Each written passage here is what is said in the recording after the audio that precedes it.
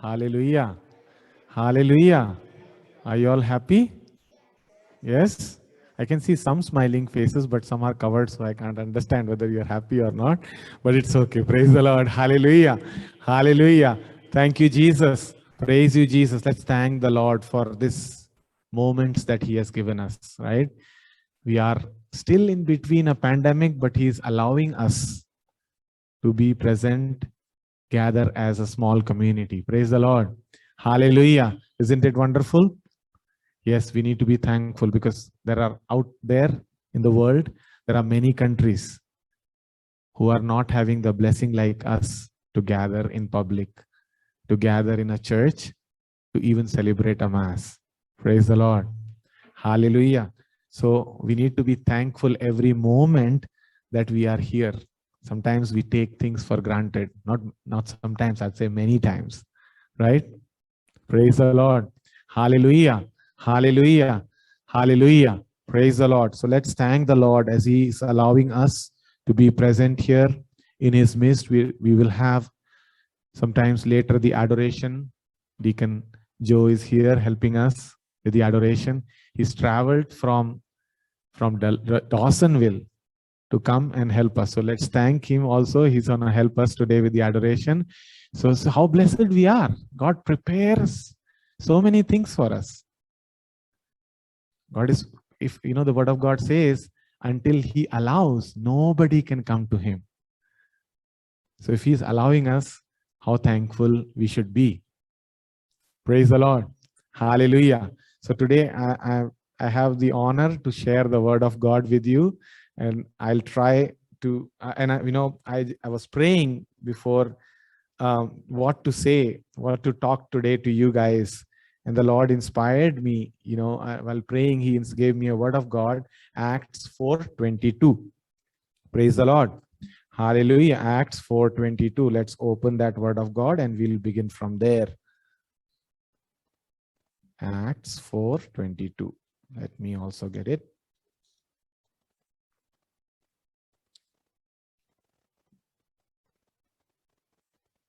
Praise the Lord. Hallelujah. Do we have it there? I'm sorry, Acts 14:22. I said there's something wrong. Praise the Lord. Hallelujah. Praise the Lord. Acts 14:22. My bad. Forgive me, children. I also make mistakes. Praise the Lord. Hallelujah. Acts 14:22. Yes, now we got it. Let's read it.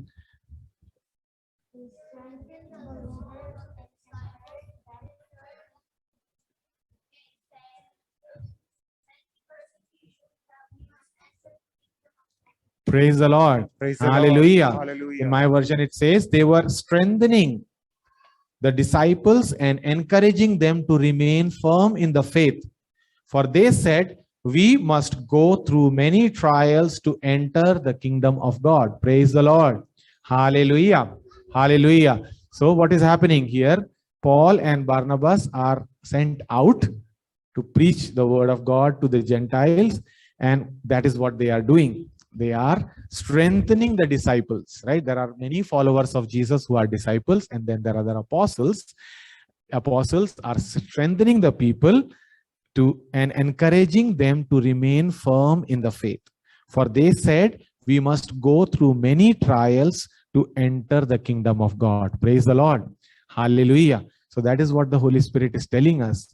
We are all called by God. Some of us are, now have spent some time in this community, right? The Lord has given His blessings to us and has increased us in some kind of a little bit faith, which strengthen us. That can be different levels, right?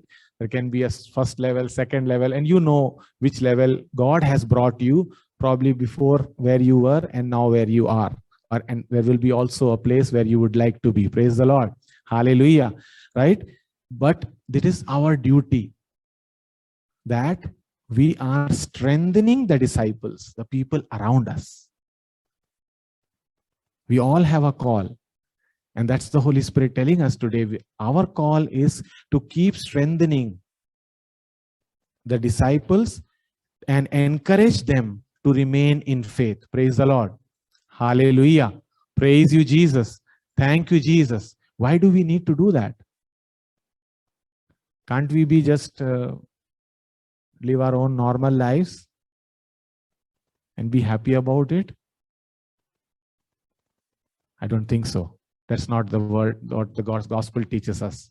That's not the word of God teaches us. We, all of us as called, as children of God, as children chosen by God, appointed priest, king, prophet, we have a duty to strengthen people around us. And there can be many ways how we strengthen people around us. We'll talk about some of them today in the talk. But the most important thing that inspired me was Acts 4:33. Can we have that word of God there? Acts 4:33.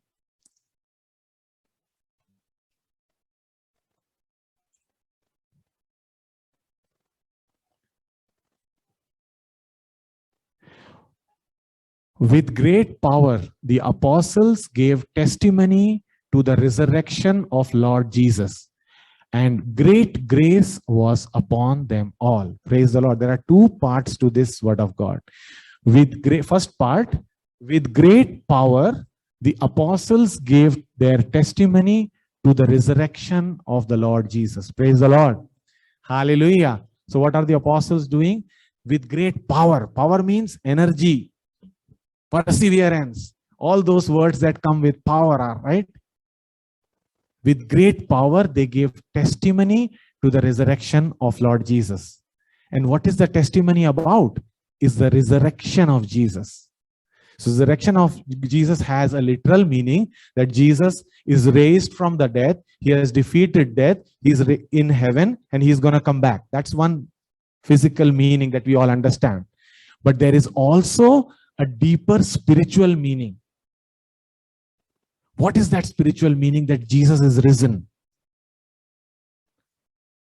For all of us, for me at least, it is that there is hope.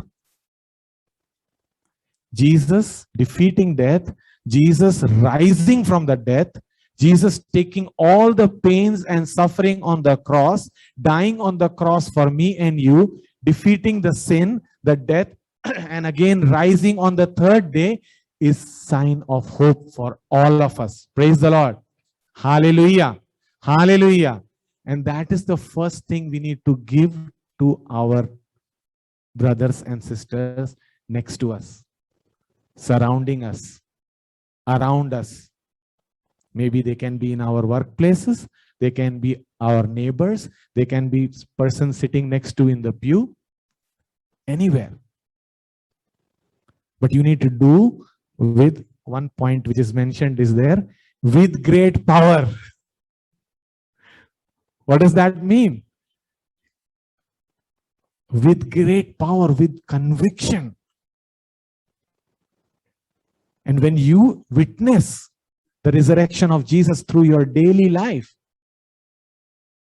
you don't have to do great things.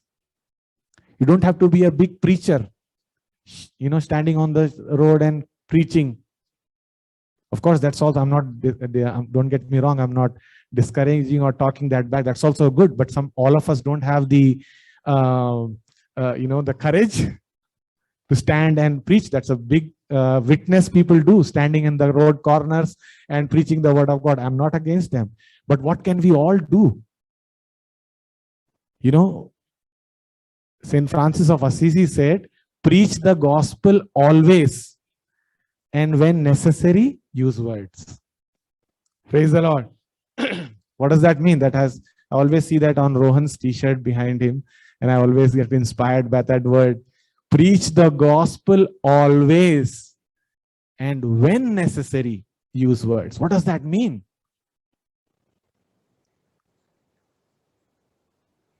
How did that word of God actually, how did that message came was when St. Francis used to have, St. Francis Assisi used to go around the, walk around the town where he was staying. And he used to carry his disciples, for people who were followers, with him.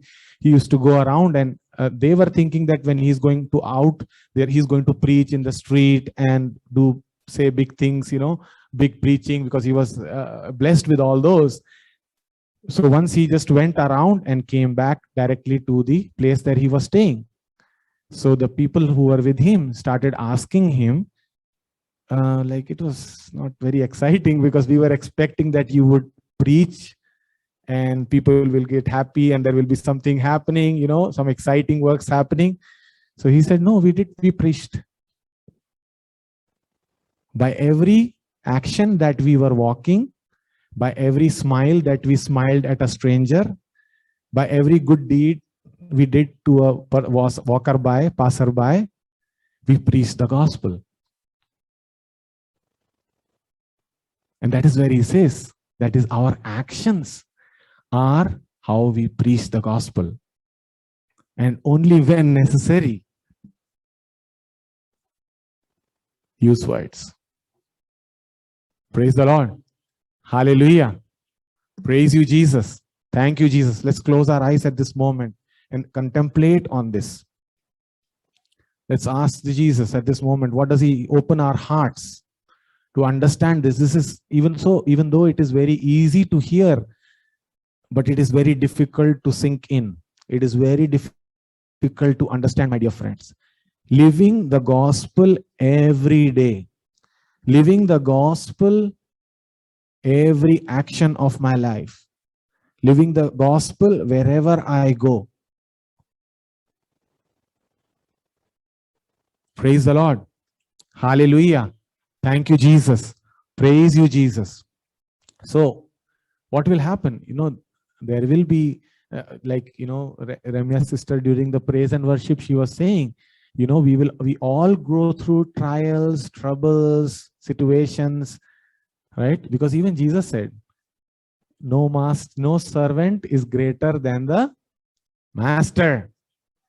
If they did this to me, you will also be. If I face trouble, you will also face trouble. Being a Christian, being a Catholic, does not guarantee, let me very clearly say, does not guarantee your life to be very smooth and without any problem. Probably there might be more problem. But there is one promise that Jesus said, I will be with you. Praise the Lord. Hallelujah. So we need to acknowledge that along with our lives that go through challenges, that go through problems, sufferings, situations, there are people around us that may be smiling, but there is things going around in their lives. How much are we concerned about them? How much are we concerned about a person next to us, or a neighbor, or a person in the workplace who's going through a particular challenge? We just say, okay, he'll be able to manage. It's his personal life. I should try to stay awake, make him comfortable. Of course, we should, there's a way how you ask people to offer help. But the biggest thing that you can give to them is the hope. And when they open up, then you can preach the gospel to them. Be of help, first of all. Try to be helpful to them. Pray for them. And if need be, maybe any monetary help or that kind of, what kind of help people are in need, right? Every person will have a different need. But can we be of help to others? That is the preaching the gospel. Praise the Lord. Hallelujah.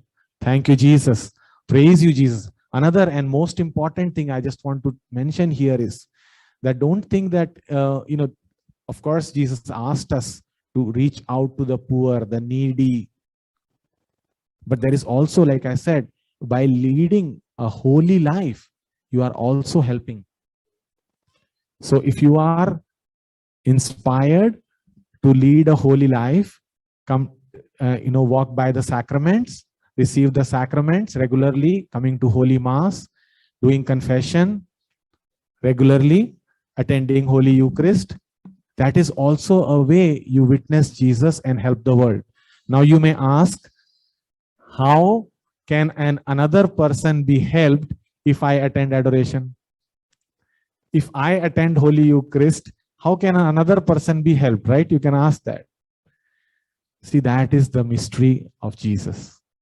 When we sit in adoration for an hour, it's not only that you are receiving the grace of God. Jesus is like a sun, right? Just a comparison. He's much brighter than that, no comparison to that. Just take an example, right? Just as the sun gives light to you, blessings to you, like, you receive the warmth, the heat, the light, and all those things.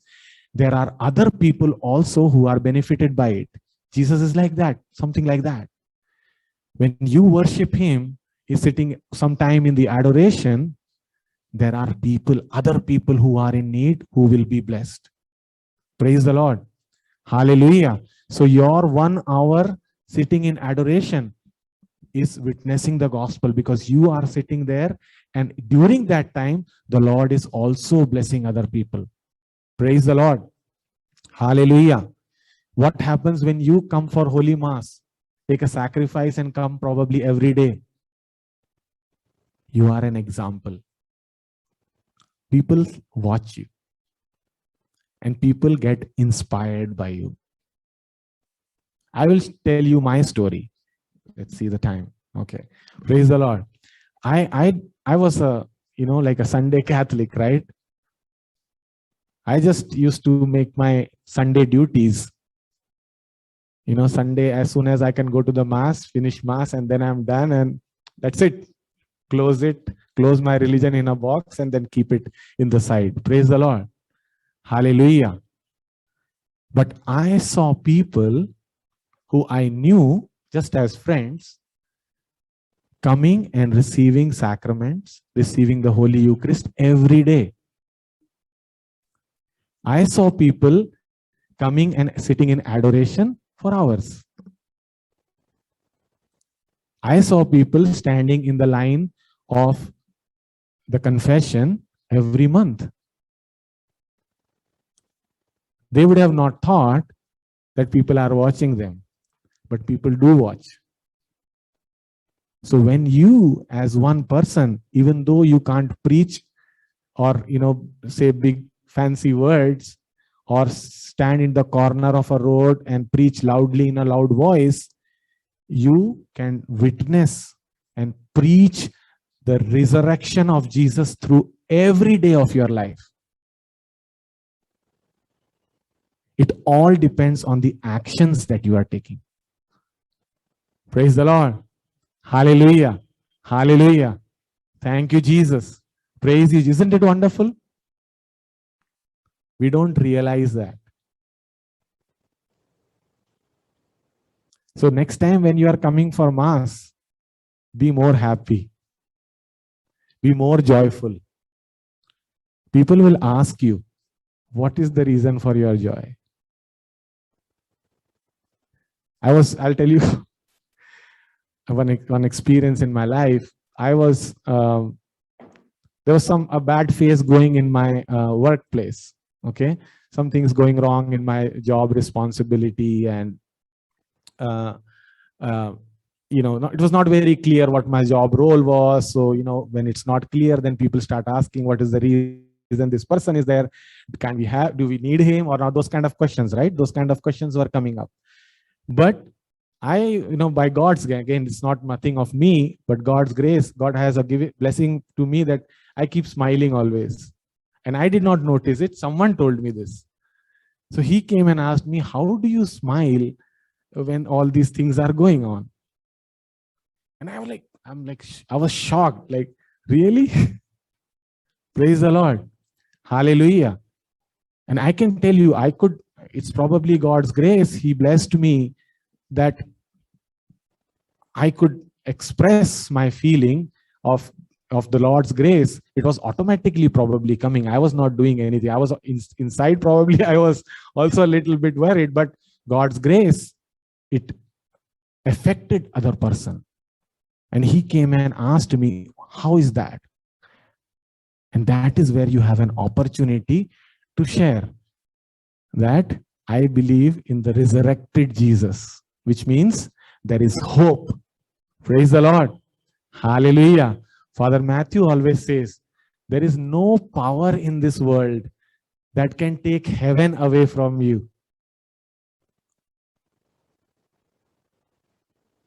What does that mean? It's so powerful, right? If you try and understand it. There can be situations, problems, children creating problems, job worries, financial issues, and number of problems. But nothing, disease.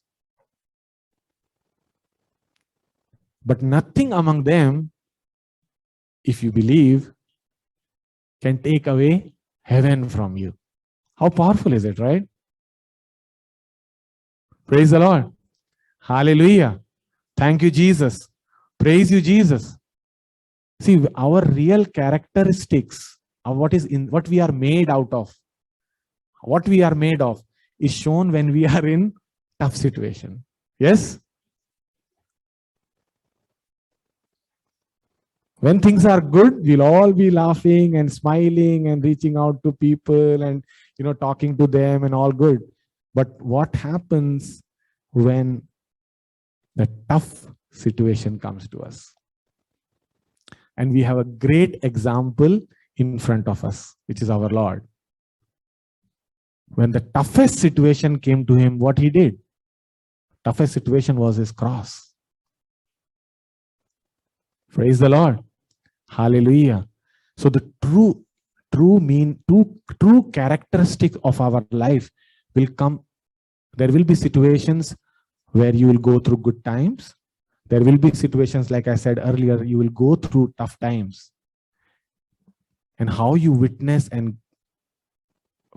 gospel, witness the resurrected Jesus through every day of your life, good or bad, will define how you are able to make a difference in other people's lives. Praise the Lord. Hallelujah. Thank you, Jesus. Praise you, Jesus. Praise the Lord.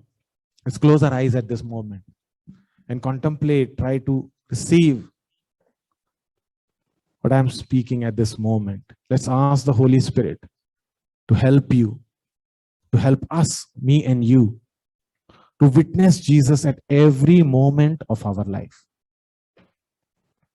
Every situation of our life, good, bad.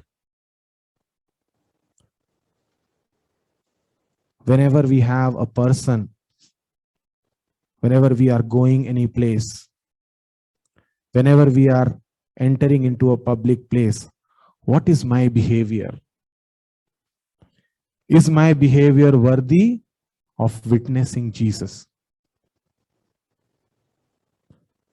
When people see me, are they able to say there's something different about him or her?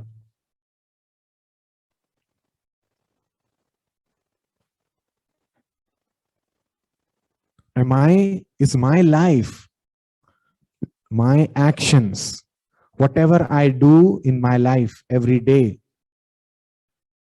am I leading people to Jesus?